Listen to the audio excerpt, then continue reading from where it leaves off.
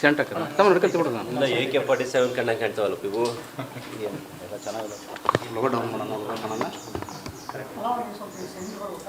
ಅಲ್ಲ ನನಗೆ ಜಾಗ ಬಾರಪ್ಪ ನೀನೊಬ್ಬ ಕಮ್ಮಿ ಇದ್ದೆ ಬಾ ಹಿಂಗೆ ಬಂದೇನ ಈ ಕಡೆ ಇನ್ನೇ ಮುಂದೆ ಬಾ ಯಾಕೆ ನಮ್ಮ ಮೇಲೆ ಸಿಟ್ಟು ಅಂತ ಹಬ್ಬ ಮಾಡಿದ್ವಿ ಎಲ್ಲ ದೀಪಾವಳಿ ಆಗೈತಿ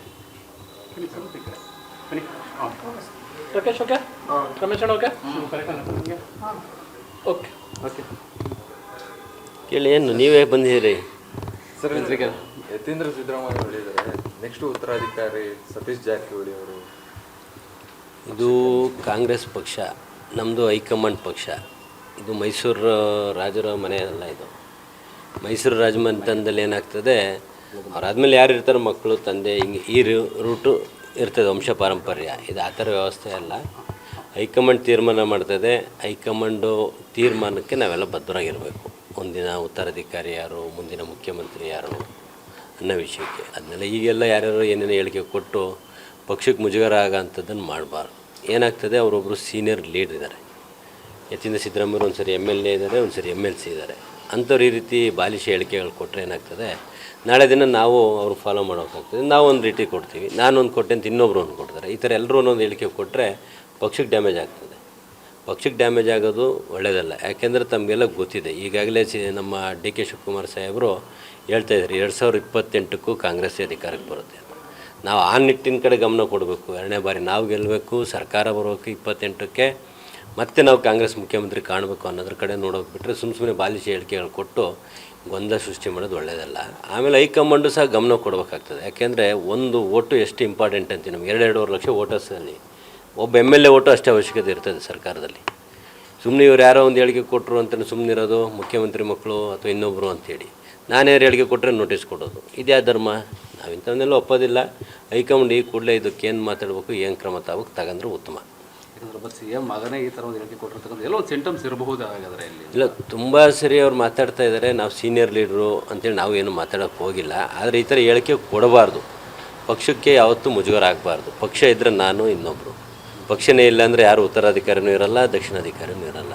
ಯಾಕಂದರೆ ಯತೀಂದ್ರ ಅವರು ಹೇಳಿಕೆ ಕೊಟ್ಟಿರ್ತಕ್ಕಂಥದ್ದು ಅಶೋಕ್ ಅವರು ಹೇಳಿಕೆ ಅಂದರೆ ರಾಜಣ್ಣವ್ರು ಈ ಥರ ಹೇಳಿಕೆ ಕೊಟ್ಟಿದ್ರೆ ಕಿತ್ತು ಆಗ್ತಿದ್ರು. ಬಟ್ ಯತೀಂದ್ರ ಅವ್ರಿಗೆ ಏನು ಕ್ರಮ ತೆಗೆದುಕೊಳ್ತೀರಾ? ಅಲ್ಲ, ನಾನು ಅದನ್ನ ಹೇಳಿದ್ದು, ನನಗೆ ನೋಟಿಸ್ ಕೊಟ್ಟಿದ್ದಾರೆ. ನಾನೇನು ಮುಂದಿನ ಮುಖ್ಯಮಂತ್ರಿ ವಿಷಯ ಮಾತಾಡಿದ್ದಿಲ್ಲ, ಮುಖ್ಯಮಂತ್ರಿ ವಿಷಯ ಅಷ್ಟೇ ಮಾತಾಡಿದ್ದೀನಿ. ನನಗೆ ನೋಟಿಸ್ ಕೊಟ್ಟಿದ್ದಾರೆ, ಭಾಳ ಜನಕ್ಕೆ ಕೊಟ್ಟಿದ್ದಾರೆ. ಆದರೆ ಇವ್ರು ಕೇಳಿದಂಥ ಸಂದರ್ಭದಲ್ಲಿ ನೋಟಿಸ್ಗಳು ಕೊಡೋದನ್ನು ಹೈಕಮಾಂಡ್ ನೋಡ್ಬೇಕಾಗ್ತದೆ. ಇದು ಸರ್ ಮತ್ತೆ ಯತೀಂದ್ರ ಅವ್ರಿಗೆ ಸತೀಶ್ ಜಾರಕಿಹೊಳಿ ಇಲ್ಲ ಅವರ ಹೇಳಿರೋ ಅರ್ಥ ಹಂಗಲ್ಲ, ಬೇರೆ ಥರ ಅರ್ಥ ಇದೆ ಅಂತಂದ್ರೆ ಹೀಗೆ ಹೇಳ್ತಾರೆ. ಯಾರು? ಯತೀಂದ್ರ ಅವ್ರು ಹೇಳ್ತಿದ್ರೆ ಜಾರಕಿಹೊಳಿ ಅವರು ಹೇಳ್ತಿದ್ದಾರೆ. ಎರಡೂ ನೀವೇ ನಿಮ್ಮ TVಲೇ ಇದೆಯಲ್ಲ. ಅವ್ರು ಹೇಳಿಕೆ ಕೊಟ್ಟಿರೋದು ನಿಮ್ಮ TVಲಿದೆ, ಅದಾದಮೇಲೆ ಏನು ಹೇಳಿಕೆ ಕೊಟ್ಟರು ನಿಮ್ಮ TVಲಿದೆ. ಎರಡನ್ನೂ ನೋಡಲಿ ಸಂಬಂಧಪಟ್ಟ. ಸರ್, ಈಗ DK ಶಿವಕುಮಾರ್ ಅವರು CM ಆಗೋದನ್ನು ತಪ್ಪಿಸೋಕೆ ಏನಾದರೂ ನೋಡ್ರಿ, ನಾನು ಹೇಳ್ಬಿಟ್ಟಿದ್ದೀನಿ ನಿಮಗೆ. ಆಗಲೆಲ್ಲ ನಾನು ಹೇಳೋದಿಲ್ಲ. ಡಿಸೆಂಬರ್ ನಂತರ ಏನಾಗಬೇಕು ಏನಾಗುತ್ತೆ ಅನ್ನೋದನ್ನು ಹೇಳಿದ್ದೀನಿ. ಎಲ್ಲ ನವಂಬರ್ ಕ್ರಾಂತಿ ಅಂತಾರೆ, ನಾನು ಡಿಸೆಂಬರಿಗೆ ಹೇಳಿದ್ದೀನಿ. ಹಾಗೆ ಆಗ್ತದೆ. ನೀವೇನಾದ್ರ ಬಗ್ಗೆ ಎರಡೇ ಮಾತಾಡೋದು ಬೇಡ. ಅದನ್ನ ಈಗ ಮಾತಾಡಲ್ಲ. ಮುಂದಿನ ವಿಷಯನ ಜನವರಿ ಮೇಲೆ ಡಿಸೆಂಬರ್ ಮುಗಿದ್ಮೇಲೆ ಮಾತಾಡ್ತಾರೆ. ಅಲ್ಲ, ಯತೀಂದ್ರ ಅವ್ರ ಬಾಯಲ್ಲಿ ಸಿದ್ದರಾಮಯ್ಯ ಅವರು ಈ ರೀತಿ ಹೇಳ್ತಿದ್ದಾರೆ ಅಂತಂದು BJP ಅವರು ಹೇಳ್ತಿದ್ದಾರೆ. ರೀ, ಸಿದ್ದರಾಮಯ್ಯ ಅವರು ತೂಕದ ರಾಜಕಾರಣಿ. ಅವರು ಒಬ್ಬ ಉತ್ತಮವಾದ ಆಡಳಿತಗಾರರು, ಒಂದು ಉತ್ತಮವಾದ ಅಡ್ಮಿನಿಸ್ಟ್ರೇಷನ್ ಕೊಡೋಂಥ ವ್ಯಕ್ತಿತ್ವ. ಅವ್ರು ಹಿಂಗೆಲ್ಲ ಬಾಲಿಶ. ಅವರು ನಿಮಗೆ ಮಾಹಿತಿ ಪ್ರಕಾರ ನಿಮಗೊಂದು ಮಾಹಿತಿ ಹೇಳ್ತೀನಿ. ಅವರವರ ಕುಟುಂಬದವ್ರನ್ನ ಯಾರನ್ನೂ ರಾಜಕೀಯಕ್ಕೆ ತಂದಿದ್ದಿಲ್ಲ.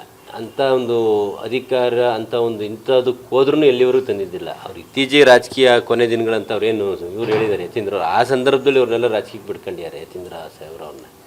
ಅವ್ರು ಆ ಥರ ವ್ಯಕ್ತಿತ್ವ ಅಲ್ಲ. ಸುಮ್ಮನೆ ಯಾರೋ ಒಂದು 4-5 ಜನ ಅವ್ರ ಬೆಳೆಕಾಳು ಬೇಯಿಸ್ಕೊಳ್ಳೋಕ್ಕೆ ಸುಮ್ಮನೆ ಯಾರ್ಯಾರದ್ದು ಹೆಸರು ಬಿಡೋದು, ಸುಮ್ಮನೆ ಏನೇನೋ ಹೇಳ್ಕೊಡೋದು. ಸಿದ್ದರಾಮಯ್ಯ ಸಾಹೇಬ್ರು ಎಲ್ಲರೂ ಕೊಟ್ಟಿದ್ದಾರೆ. ಅವ್ರು ಸ್ವಾಭಾವಿಕವಾಗಿ ಮಾಧ್ಯಮದವ್ರು ಕೇಳಿದಾಗ ಈಗ ನಾನು ಮುಖ್ಯಮಂತ್ರಿ ಇದ್ದೀನಿ ಅಂತಾರೆ. ನಾನು ಮುಖ್ಯಮಂತ್ರಿ ಇಳಿಯಲ್ಲ ಅಂತೆಲ್ಲರೂ ಹೇಳಿದ್ದಾರೆ. ಸುಮ್ಮನೆ ಇವ್ರು ಏನು ಗೊಂದಲಗಳು ಕೊಡಬಾರ್ದು. ಆಮೇಲೆ ತಾವೊಂದು ಹೇಳ್ತೀರಿ, ಜಾರಕಿಹೊಳಿ ಸಾಹೇಬ್ರ ಬಗ್ಗೆ ಹೇಳ್ತೀರಿ. ಅವರು ಮೊನ್ನೆ ಏನೋ DCC ಬ್ಯಾಂಕ್ ಚುನಾವಣೆ ಆದಾಗ ಒಂದು ಉತ್ತರ ಅವರು ಹೇಳಿಕೆಗೆ ಪೊಲೀಸ್ ಸ್ಟಾಪ್ ಇಟ್ಟುಬಿಟ್ರು. ನಾನು 2033 ಕ್ಲೈಮ್ ಮಾಡೋದು ಅಂತ ಅವರು ಒತ್ತಿ ಹೇಳಿದ್ದಾರೆ. ನಾನು 2033 ಇನ್ನೂ 10 ಇಯರ್ಸ್ ಅವ್ರ ಕ್ಲೈಮು. ಹಂಗಿದ್ದಾಗ ಯಾಕೆ ಗೊಂದಲ?